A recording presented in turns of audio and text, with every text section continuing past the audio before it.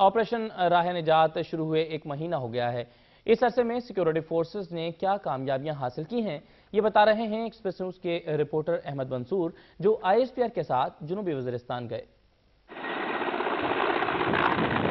جنوبی وزیرستان میں جاری آپریشن راہ نجات کی تازہ ترین تفصیلات جاننے کے لیے ISPR حکام نے صحافیوں کو جنوبی وزیرستان کے مختلف علاقوں کا دورہ کرایا۔ سیکیورٹی فورسز نے جنڈولا سے سراروغا تک کا علاقہ طالبان سے واپس حاصل کر لیا ہے۔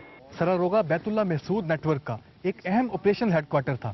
جنوری 2008 میں اسی علاقے سے بیت اللہ محسود نے پاکستان مخالف کارروائیوں کا آغاز کیا۔ سراروغا آپریشن کی تفصیلات بتاتے ہوئے آپریشن کمانڈر سراروغا بریگیڈیئر شفیق کا کہنا تھا کہ اس لڑائی میں 30 شدت پسند ہلاک اور 7 فوجی جوان شہید ہوئے۔ سراروغا میں سب سے زیادہ IEDs، ایمونیشن، ویپنز ہمیں ملے۔ تقریباً 70 ہمیں IEDs ملی، امپرووائز ایکسپلوسیو ڈیوائسز، اور 21 ہمیں سوئسائڈل جیکٹس ملی جو ہم نے تباہ کی۔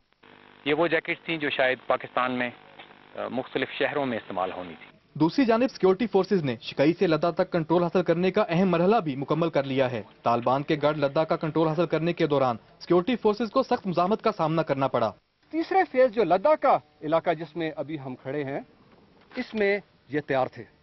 ان کو پتا تھا کہ یہ پہلے چوٹیوں پر آئیں گے اور اس کے بعد سڑک پر آئیں گے، اس لیے انہوں نے آس پاس کی جتنی چوٹیاں آپ دیکھ رہے ہیں ان سب کو انہوں نے آکوپائی۔ ان چوٹیوں سے انہوں نے ہمیں بڑی ٹف ریزسٹنس دی، بہت فیئرس فائٹ یہاں پر ہوئی ہے، لیکن الحمدللہ ہم نے یہ ساری چوٹیاں کیپچر کی۔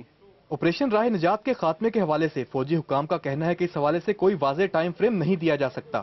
17 اکتوبر سے جاری آپریشن راہ نجات کا 1 ماہ مکمل ہو چکا ہے۔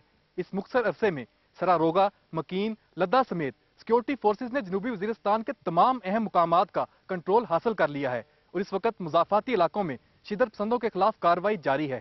احمد منصور، ایکسپریس نیوز، لدہ، جنوبی وزیرستان۔